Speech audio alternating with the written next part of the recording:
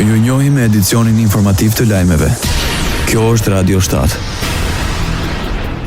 Qeveria e Maqedonisë së Veriut është në pritje të nxjerrjes së plot përpara përgjegjësisë së rastit të elmimit të popullatës në Gostivar. Ministri i Mjedisit Jetësor dhe Planifikimit Hapësinor Muhamet Hoxha deklaroi se rasti i ndotjes së rrjetit të ujësjellësit në Gostivar është një incident serioz i cili ka rrezikuar drejt për drejt shëndetin e mirë të qytetarëve. Është e rëndësishme që qytetarët të dinë dhe cilat janë kompetencat e përcaktuara me ligj.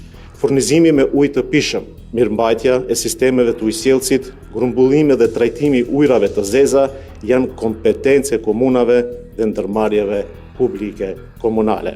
Pushteti lokal, të nderuar, është linja e parë e përgjegjësisë për funksionimin e sigurt të këtyre sistemeve, si dhe për vendosjen dhe mbrojtjen e zonave sanitare mbrojtëse rreth burimit të ujit. Drejtoria për punë hidrometeorologjike në Maqedoninë e Veriut paralajmëron stuhi afatshkurtra të shoqëruara me erra të forta dhe paraqitet izoluar të breshrit deri ditën e premte. Në njoftim thuhet se në shumë vende priten paqëndrueshmëri atmosferike. Sipas parashikimit, priten rreshje më të dendura shiu, ndërsa për shkak të depërtimit të masës më të ftohtë ajrore nga veriu temperatura do të ulen ndjeshëm. Radio 7, zëri pozitiv i qytetit.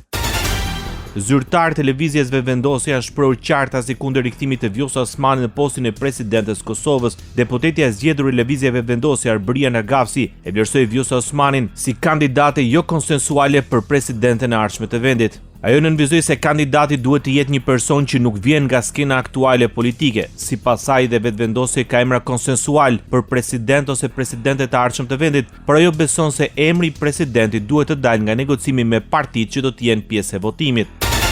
Shtohen rastet e personave të infektuar me fruth në Kosovë. Nga 16 prillit deri më 20 korrik raportohet për 69 raste. Më të prekur rezultoi në Prishtinë me 21 raste, më pas vijohet në Ferizaj dhe Fush Kosovë me nga 12 raste, Kaçaniku me 7, Lipjani me 3, ndërsa Vushtria, Shtimja, Drenasi dhe Obiliqi me nga 2 raste secila. Nga një rast është konfirmuar dhe në Podujev, Gjilan, Deçan, Skënderaj, Shtërbs dhe Viti.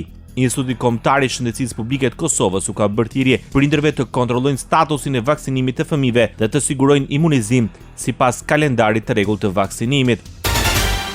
Drejtori i përgjithshëm i Policisë së Shtetit në Shqipëri garanton sigurinë në përpunimin e pasagerëve në aeroportin Nën Tereza.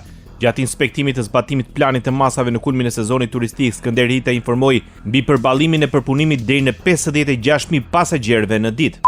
Përsa i përket fluksit të shtuar që kemi, i gejtet që kemi mbrapa ose kontrolli që bëhet automatik, ka dhënë një rezultat shumë të mirë, ku kemi ulur moshën nga 16 në 12 vjeç për fëmijët, edhe kjo ka bërë të mundur që ne të ulim kohën e shërbimit, por njëkohësisht rritet edhe numri personave që kalojnë nëpërmjet i gejteve. Drejtori i përgjithshëm i doganave Besmir Beja vlerësoi se administrata doganore është angazhuar për të garantuar lëvizjen sa më të shpejtë të qytetarëve, pa cënuar kontrollet e nevojshme për çdo mall që hyn në territorin e Republikës së Shqipërisë, si në sektorin e pasagerëve, ashtu dhe në atë të kargos.